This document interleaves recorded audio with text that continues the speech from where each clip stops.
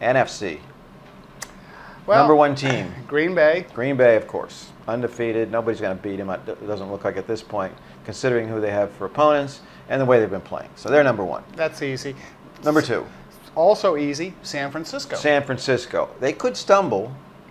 They do have Pittsburgh visiting them next week. That's correct, but after That's going to be a tough game. After that, I think they play Seattle and Arizona and St. Louis, whoever. all the rest of the guys in their division who stink. So, yeah. Yeah. So they're going to be number two.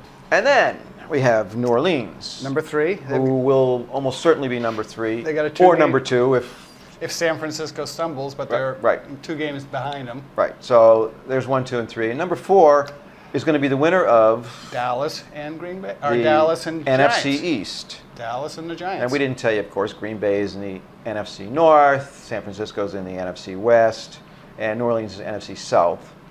So the NFC East, which is typically a battleground among at least 3 of the teams. Yes. Philly, New York, and Dallas. Well, Philadelphia is pretty much out of it this year. They're eliminated. They're Yeah, out. not pretty much. Definitely out. Yeah, they're out. So you got Giants at 6-6. You got Dallas at 7-5. The interesting thing is They play each other twice. 2 more times At in 4 games. Tom Coughlin's motto is 4-2-1.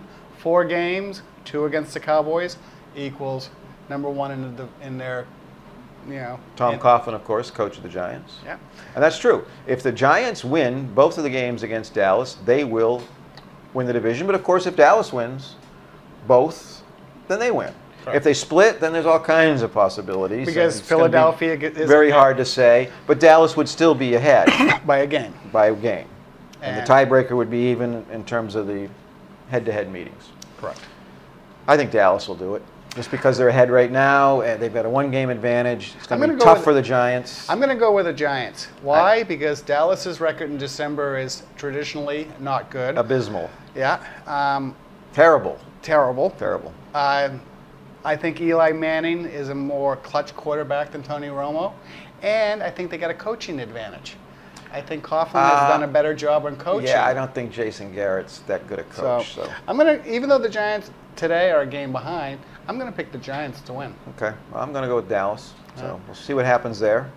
Our 5th seed then. This gets a little bit complicated because It's not going to be from the West. No, the West is out. Not from the NFC West. NFC South, you got Atlanta, They're in the running. 7-5, right? The NFC North, North since Chicago, and Detroit, both at 7-5. both at 7-5, and then in the East, if Dallas wins, then you got the Giants maybe in place for the wild card, or if the Giants win, then maybe you got Dallas in place for the wild card. So Well, it gets difficult, but each of these teams have some difficult things. Chicago, no quarterback. Matt Forte is hurt. They're hurting. Detroit's been in. So in other words, they have no offense at this point. That's true. Okay. Detroit. Detroit's just been off the rails lately. They've been dumb penalties, mistakes. I mean, undisciplined. Just everything. If they could pull it together, they've got Stafford, Matt Stafford, the quarterback, who's just ripping it up this year pretty well, yards and everything. I mean, but they've had some losses on offense. They lost Javid Best, their best running back.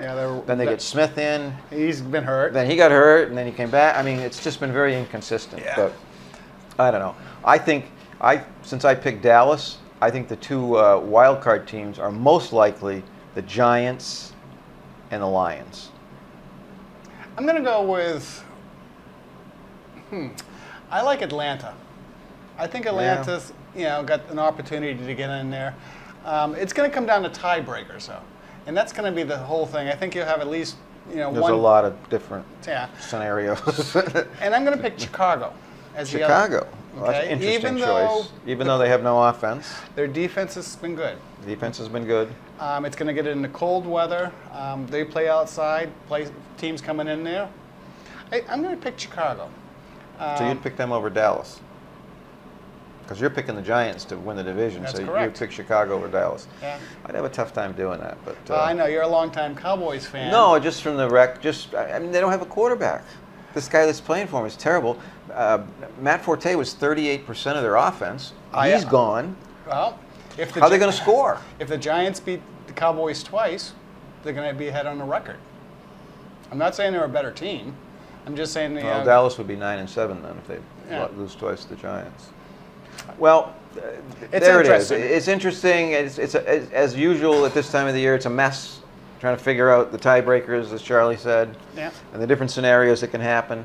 But I'll tell you one thing. As usual, it's probably going to be a very interesting 4-week period. We look forward to watching it and reporting back to you on it. And we will. And our next episode, we will have a recap of the rest of the season, rather Week 14 NFL games. And you'll see that depending on where you are in the world, probably either on Sunday night or Monday night. Probably Monday after. Yeah.